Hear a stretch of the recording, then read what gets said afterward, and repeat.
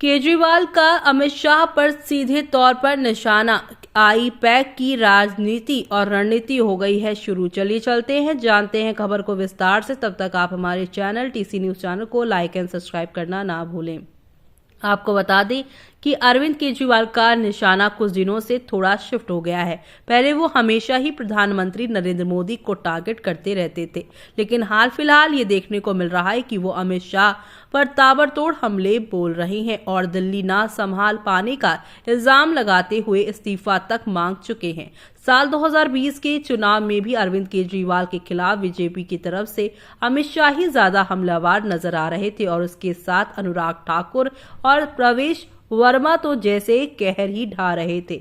लेकिन अरविंद केजरीवाल बड़े आराम से बचते बचाते निकल गए और चुनाव भी जीत गए।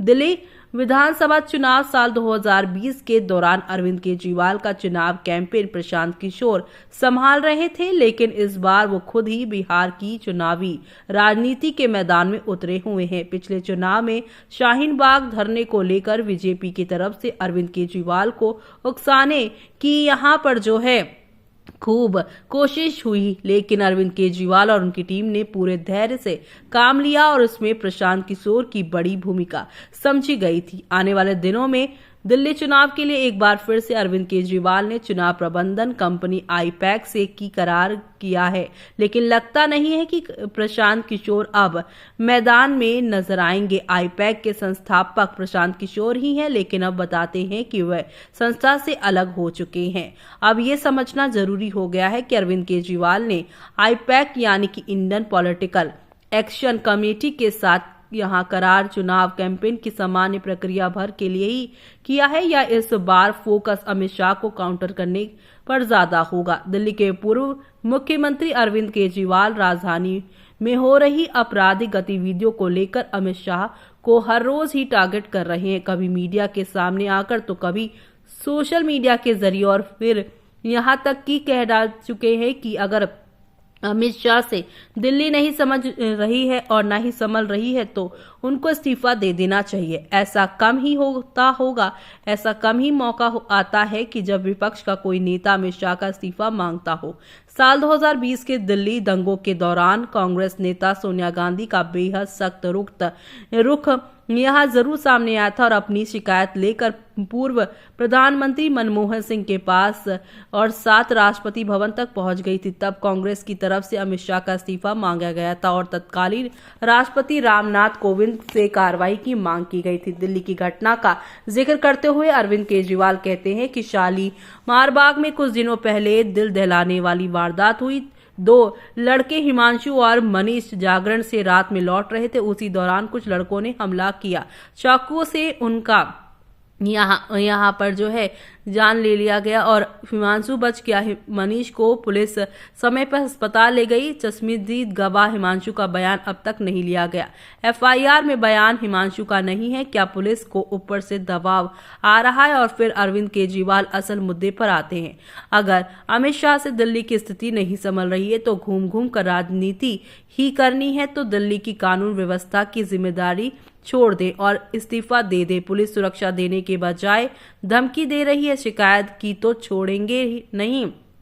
अमित शाह ने पूरी दिल्ली को क्या बना रखा है? दिल्ली के लोगों के साथ मुसीबत की घड़ी में खड़ा रहने की बात करते हुए अरविंद केजरीवाल कहते हैं कि मैं जब से लोगों के बीच जाने लगा हूं, लोगों के फोन आ रहे हैं और हमारे यहाँ भी बुरी हालात में हैं। दिल्ली के लोग कोने कोने में, मैं जाऊंगा, दिल्ली वालों के साथ केजरीवाल खड़ा मिलेगा। अरविंद केजरीवाल जानते हैं कि बीजेपी इस बार और भी ज्यादा आक्रामक कैंपेन करने वाली है, इसलिए अमित शाह के खिलाफ पहले ही माहौल बनाने लगे हैं।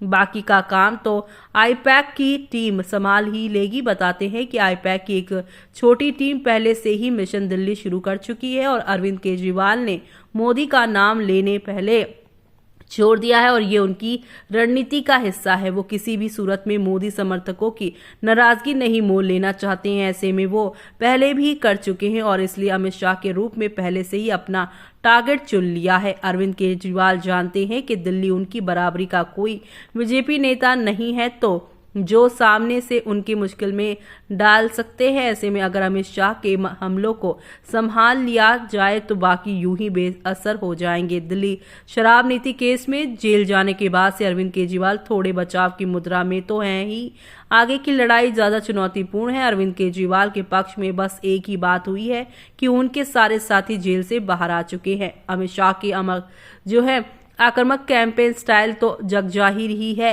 मुकाबले के लिए अरविंद केजरीवाल भी अपनी तरफ के उपयुक्त मोर्चेबंदी और जरूरी बंदोबस्त कर रहे हैं। अरविंद केजरीवाल का इस बार बूथ मैनेजमेंट पर भी ज्यादा जोर देखा जा रहा है। अमित शाह का चुनाव जीतने का तो ये आजमाया हुआ नुस्खा है ही। आईपैक की टीम को इस काम में भी अरविंद केजरीवाल की मदद करनी होगी। आने वाला दिल्ली विधानसभा का चुनाव अरविंद केजरीवाल के राजनीतिक अस्तित्व से सीधे सीधे जुड़ा है। दिल्ली से ही अरविंद केजरीवाल की राजनीति आगे बढ़ी है और दिल्ली पर ही टिकी हुई है। पंजाब में सरकार जरूर है लेकिन असली पहचान तो दिल्ली से ही है। हरियाणा में अरविंद केजरीवाल की पार्टी का हाल देखा ही जा चुका है। दिल्ली हाथ से फिसली तो खड़ा होना मुश्किल हो जाएगा। ऐसे में अब आपका क्या कहना है इस पूरी खबर पर, हमें कमेंट बॉक्स में कमेंट करके बताना बिल्कुल भी ना भूलें आप।